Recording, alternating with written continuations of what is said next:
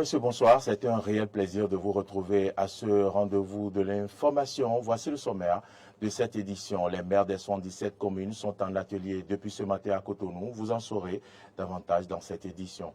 L'IAM est un tubercule qui se célèbre chaque 15 août au Bénin. Quelle influence a-t-il sur l'homme? Les détails sont à suivre dans ce journal. Et puis, au Zimbabwe, arrestation d'une quarantaine d'opposants à une semaine des élections législatives et présidentielles. Voilà pour le sommaire. Vous gardez votre position pour le développement de ce journal.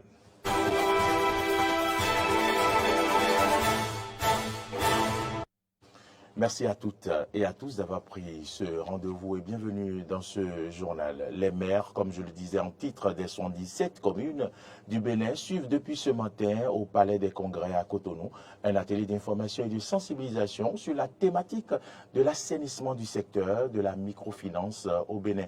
L'atelier est initié par le ministère chargé de l'économie et des finances en collaboration avec l'Agence nationale de surveillance des systèmes financiers pour plus d'efficacité dans la lutte contre la collecte illégale de l'épargne publique. Les précisions avec Clémence Tonocoin. Le recensement national des structures de collecte de l'épargne et d'octroi de crédit réalisé en 2019 a ainsi dénombré 38 initiatives exerçant l'activité de microfinance en marge de la réglementation contre 495 identifiées en 2011. Les structures illégales de collecte et de placement d'argent continuent donc d'exister en dépit des efforts consentis par le gouvernement béninois. C'est donc pour poursuivre ces efforts que le présent atelier est initié à l'intention de tous les maires du Bénin. Les travaux visent à les impliquer dans la lutte en tant qu'élus locaux afin de protéger les populations. Le présent atelier vise à sensibiliser les maires des 77 communes du Bénin sur la problématique de l'assainissement du secteur de la microfinance dans un contexte de développement de nouveaux mécanismes pour spolier les populations. Dans le souci de mieux impacter les populations à la base, le ministre d'État a instruit l'ANSFD à réaliser une série de sessions délocalisées d'informations au profit de certaines communes. Le bilan de ces sessions révèle la nécessité de mieux impliquer les élus locaux dans les actions de sensibilisation et de mettre en place un dispositif d'alerte précoce. Les différentes communications au menu des assises sont destinées à informer les maires sur les tests qui régissent le secteur de la microfinance au Bénin ainsi que leur rôle et responsabilités. Par la voix du premier vice-président de l'Association nationale des communes du Bénin, ANCB, les maires ont pris l'engagement de jouer leur partition. Je voudrais vous rassurer que les maires que nous sommes ici, à travers l'ANCB, nous jouerons notre partition pour que le système financier décentralisé soit bien assaini, pour que nos populations aient la bonne information en matière de microfinance et pour que également nos populations puissent accéder à des fonds leur permettant de financer leurs activités. Le présent atelier, prévu pour durer 2 jours, marque le point de départ d'une nouvelle dynamique de collaboration entre l'État central et les autorités locales.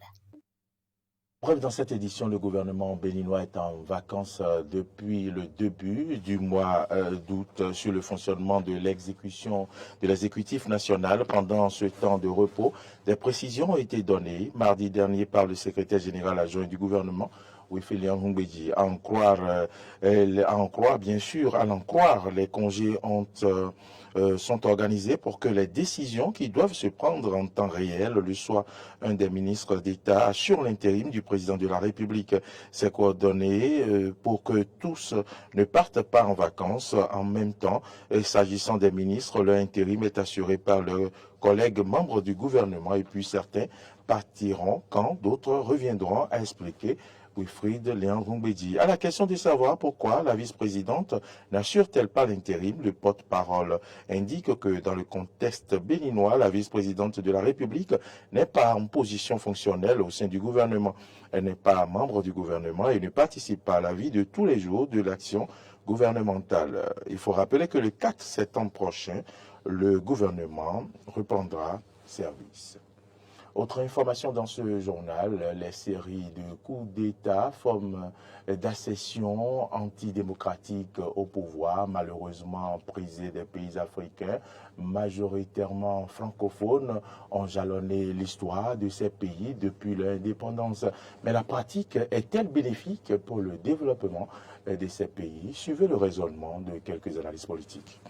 Les coups d'État militaires sont devenus monnaie courante en Afrique de l'Ouest ces dernières années après l'accalmie notée au début des années 2000. La pratique donne aux États africains la triste réputation d'être de mauvais élèves à l'école de la démocratie. En regardant dans le rétroviseur, on peut se rendre compte de ce que les coups d'État et les autres systèmes de transfert de pouvoir non démocratiques sont des catastrophes nationales. Ils engendrent la pauvreté, l'isolement et l'instabilité dans ces pays. C'est justement pourquoi des analystes politiques estiment que les coups de force ne sont plus à tolérer. Il n'est plus tolérable de continuer à accepter les coups d'État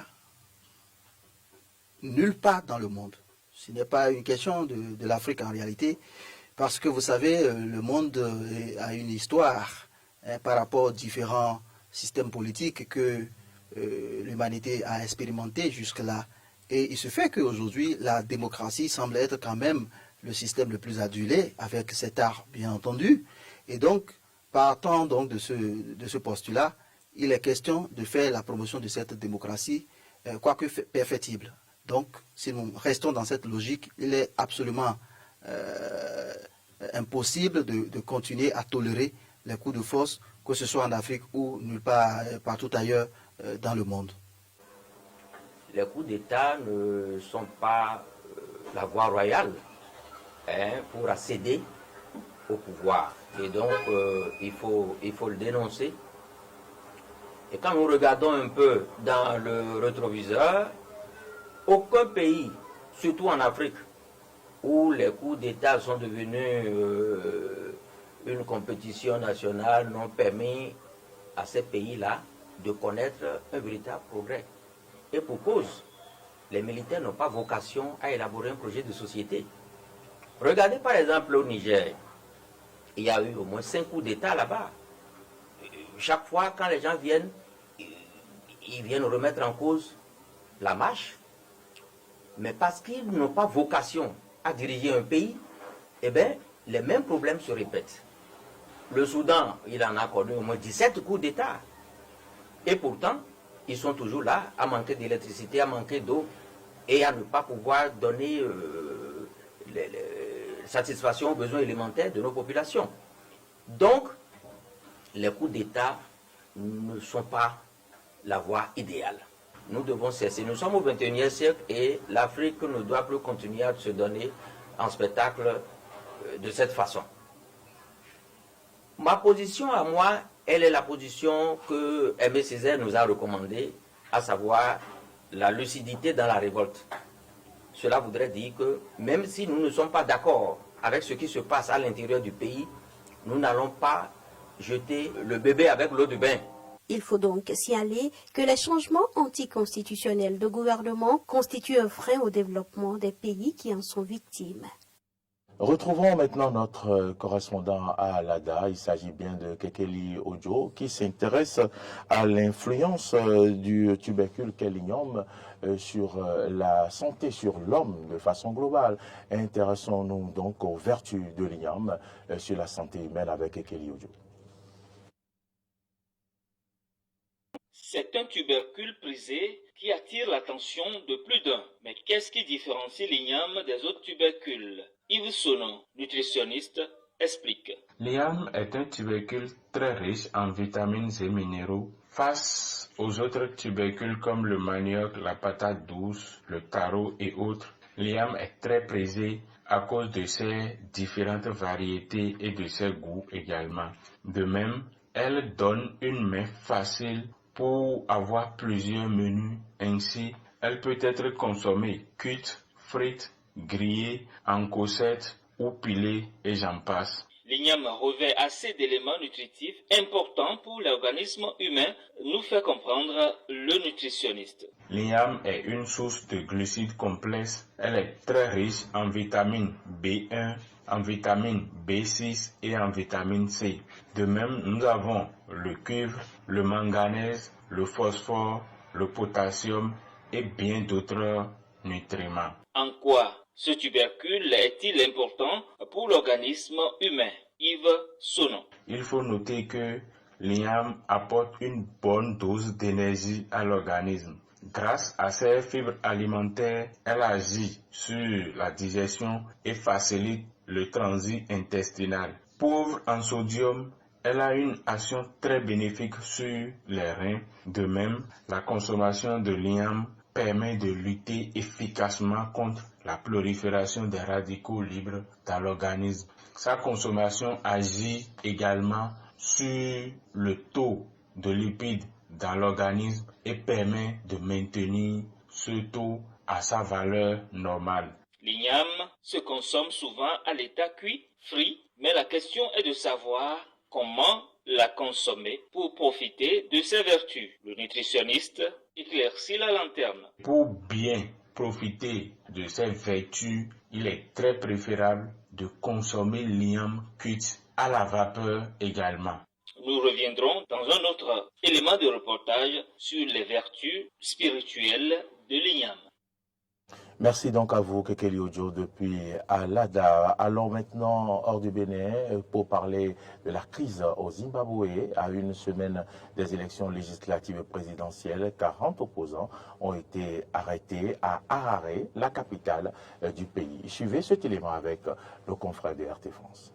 Zimbabwéens, membres du principal parti d'opposition, dit Coalition des citoyens pour le changement, auraient été arrêtés pour infraction à l'ordre public lors d'une manifestation électorale. C'est du moins ce que déclarent les forces de police. La coalition, quant à elle, dénonce une violence politique à l'approche de l'élection, accusant directement le président zimbabwéen Emmerson Mnangagwa. Le président, lui-même candidat aux élections, s'est adressé à des milliers de ses partisans du Front patriotique, rassemblés dans la capitale, dans un discours chargé d'appel à la paix.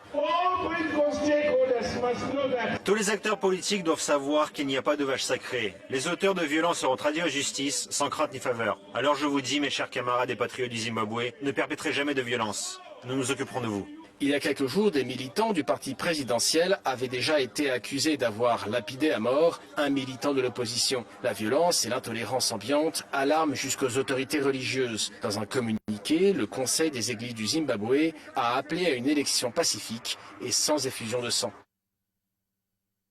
Les célébrations de cette année revêtent une importance particulière car elles ont lieu à la veille des élections nationales harmonisées le 23 août, lors desquelles nous exercerons notre droit démocratique de choisir nos dirigeants. C'est un moment opportun pour rappeler à tous les Zimbabwéens que la violence politique, la violence contre les femmes en politique, les discours de haine, la polarisation, l'intolérance et l'hostilité entravent les efforts d'édification de notre nation et perpétuent les inégalités entre les sexes. Les échéances électorales qui ont rythmé la vie politique de l'ex-colonie britannique ont été marquées par la violence depuis son indépendance en 1980. Le Zimbabwe reste fortement polarisé en raison de l'intolérance politique, de son histoire coloniale suivie d'un régime d'apartheid, de la pauvreté qui va croissante, de la corruption endémique et de l'absence d'une vision commune partagée par tous les Zimbabwéens. Allons maintenant au Soudan où l'actuelle guerre civile échappe à tout contrôle selon l'Organisation des Nations Unies qui appelle à une action mondiale. Plus de 4 millions de personnes ont été déplacées depuis le début du conflit. Des dizaines de millions ont besoin d'assistance. Écoutons à ce sujet Margaret Harris, porte-parole de l'Organisation mondiale de la santé. Environ 67% des hôpitaux dans les zones touchées sont hors service. Au cours des 4 derniers mois, depuis le début du conflit, l'OMS a confirmé 53 attaques contre des établissements médicaux, faisant 11 morts et 38 blessés. Avec d'autres perturbations, ces attaques ont supprimé l'accès aux soins médicaux à des dizaines de milliers de personnes. Le conflit en cours entre les forces armées soudanaises et les forces de soutien rapide a entraîné une détérioration rapide de la situation humanitaire dans le pays. Lundi, des affrontements ont secoué la capitale Khartoum et qui a dégénéré en combat ouvert dans d'autres régions. Après 4 mois de combat, l'armée soudanaise et les forces de soutien rapide s'accusent toujours mutuellement d'être responsables du déclenchement du conflit en cours. Ces combats ont tragiquement fait plus de 3000 morts, principalement des civils, et ont forcé plus de 4 millions de personnes à se déplacer à l'intérieur du pays ou à chercher refuge à l'extérieur du pays, selon les rapports de l'ONU. Le général Abdul Fattah al-Burhan, commandant de l'armée soudanaise, a prononcé un discours à l'occasion de la 68e journée nationale de l'armée. Il a affirmé que cette guerre avait été imposée au gouvernement et à l'armée pour défendre la sécurité et la dignité du peuple soudanais. Il a également accusé les forces de soutien rapide et leurs dirigeants d'avoir commis des violations des droits de l'homme contre des civils innocents. Jetons un coup d'œil à son discours. La guerre au Soudan se poursuit alors que les deux parties belligérantes engagent des combats dans différentes parties du pays. Le conflit s'est étendu à des régions telles que le Darfour du Sud et le Kordofan du Sud. Selon des sources militaires, l'armée a défendu avec succès son quartier général de la 16e division à Niala contre une attaque des forces de soutien rapide, entraînant la destruction de 2 véhicules de combat et des pertes pour les assaillants. Des sources médicales ont rapporté que 2 personnes avaient été tuées et environ 48 autres personnes blessées lors des affrontements. La plupart des blessés ont été admis à l'hôpital El Wada dans le sud de Niala, tandis que certains ont été transférés dans d'autres hôpitaux. Il est également important de noter qu'un nombre important de blessés étaient des enfants. Il y a également eu des rapports de décès causés par des obus tombant sur des maisons, ces personnes n'ayant pas pu atteindre les hôpitaux. Madame, Messieurs, merci de votre fidélité renouvelée à Eden TV. Bonne suite de nos programmes et n'oubliez surtout pas que nos programmes continuent sur nos plateformes digitales, YouTube, Facebook, Twitter et sur notre site internet www.benet-eden.tv. Mais vous pouvez faire un petit geste en allant sur Play Store, télécharger notre application Eden TV Diaspora FM. Bonne suite de nos programmes. À demain, quand il sonnera 8h.